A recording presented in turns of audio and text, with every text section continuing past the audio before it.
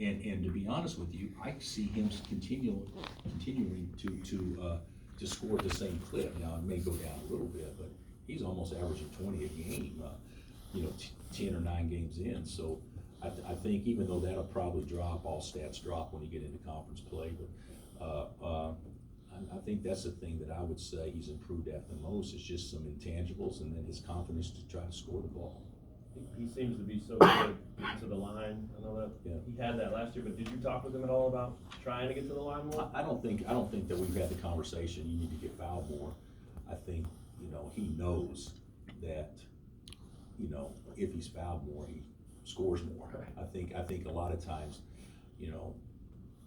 how do I score? Well, we say that a lot. When you score, get an easy basket, get to the free throw line. I mean, he's kind of figured that out, that he can get to the free throw line.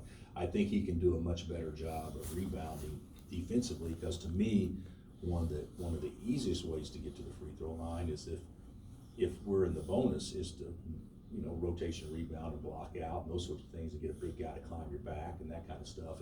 And he hasn't done that like I think that he can, but certainly his ability to get defenders to put their hands on him is pretty good, and a lot of that's just created by his speed. I also wanted to ask you, 8 in a row now after that opener. Coaches always talk about sometimes a loss in that game could be good, that type of thing. We've already lost ours. Yeah. But was that, looking back at it now, was that a good thing for this team to have that Duke experience early? I think it was a good thing probably to have the experience. I wish you could learn just as much through winning as you do not winning. But I've said this all along. Basketball is different from football. Sometimes I don't know that there's ever good losses, but they're not bad losses if you learn from those losses and you don't let those same things happen again. So maybe I won't say good, but maybe it was what this team needed at that particular time to kind of knock us down a little bit, to let us know that we're a long ways from being a good basketball team if you equate good with being elite, because we weren't close at that time. Has Devon gotten better this year, kind of setting other guys up? Or I think he has. I still think that's another step that's in the progression, but he has gotten better. He's got a kind of a bad stat line from assists to turnovers, I think primarily because of 2 games. I think in 2 games he had like 14 or 15 turnovers. With the Duke game and maybe the Dayton game, if I'm not mistaken. I believe he had 6 in that game. 6, yeah. So that's a little misleading, his assist to turnover. He should be a 3-to-1 guy as opposed to 1.5-to-1 guy. But I think he is better. The one thing that I don't think he does well at all, and I don't think our team does at all yet, is throw lobs. I mean, there's been numerous times Marcus had Doak wide open in charges the other day. Marcus underthrew, although he got fouled, he underthrew Ochai on an easy lob play in the second half. I don't think we do that quite like our other teams have, and that's something that we got to improve on. But I do think Dodd has done a pretty good job of getting the ball where it needs to go for the most part. But he's a better finisher than he is passer in tight right now, which is not a bad thing for us at all, because we need to score. And then does it? Oh, sorry. Same thing. Does it help that Marcus Garrett is also pretty good at setting other guys up? Yeah, so I think I think a lot of times assists are not really a true evaluation of guys passing the ball, because some teams have one guy dribble and make the pass to finish every possession, and some teams have it be equal opportunities. So if it's one guy, he's obviously going to have more assists than everybody. So I think the thing to look at is still team assists on the number, and then of that number, Devon's number should be above 5 though, and it's not quite there yet. When you said you've seen him become a better leader, at least try to get there. Yeah. What does that look like? What are you looking at? I think being positive, being coachable. Not that he was never not coachable, but you get on Devon and then he pouts up. What does everybody see? So I think him taking certain things better, but the biggest thing is he's talking more. He's talking more in situations that aren't basketball related. that I think is really good. I mean, so, you know, just things that, just practice and talking, and I think he can become a very vocal point guard before it's all done.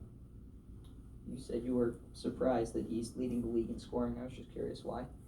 I just didn't think a point guard, you know, of course, Devontae didn't lead in scoring because we had another guy average 30 a game in the league at the same time, but I guess Frank led the league in scoring. But historically, guys that have played for me, their point guards aren't the leading scorer.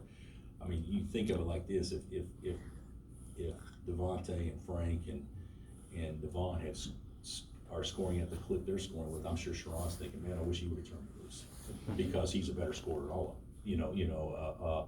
It's just historically my guys have been pass first, probably point guards more so than what they are now, and that's not their fault. That's just me kind of and our staff opening up to understand we need to give these guys more freedom to go make plays. How's Jalen doing? Is this just the Met tape? I didn't interrupt that one. Jalen's doing fine. He, like I said before, he's range of motion. He's still in his boot, but he's on the bike. He's doing different things, and I think the boot. I don't know exact date, but the boot should be coming off here relatively soon. I think it's been 4.5 weeks, something like that. So it should be coming off soon. I really think we'll have him on the court in some capacity, the first week or two of January. So he's doing well. Texas Tech had that big win against number 1 Louisville the other night. What do you make of how the Big 12 as a whole has looked in non-conference play so far? I think overall it's done really well, but I also think we've had some tough losses, just like we've lost ours, and Tech's lost a couple that they probably didn't think they would lose. But you stop and think about it. Baylor winning twice against top 20, Arizona and Butler. Iowa State beating Seton Hall, who I think was 13 or 14 at the time, and then of course Tech defeating number 1. I think that's pretty strong. So I don't think that there'll be any league that has a better non-conference than what we will have. Of course that still remains is unknown because we don't have the completed Big East and the SEC challenges, but I think our league's done quite well. What do you think of Isaiah's role moving forward? I think he needs to shoot. So I think he turns down shots. I think that he needs to he's trying really hard to do what we want him to do, but I think he needs to be more aggressive offensively. If you guys win the game and you had a vote, would you vote you number 1? Well, that's 2 hypotheticals there. I don't know that I would or wouldn't. I don't know. I haven't seen Ohio State play enough, but they look great to me so far, and they probably had the best non-conference of anybody in the country. But it's a strange year. Now, I don't think very often you have a situation in the past where you look at the top 10 and you're 10 games in and there's only one undefeated team. So there may be only one undefeated team in the top 15 or 8, maybe, I don't even know.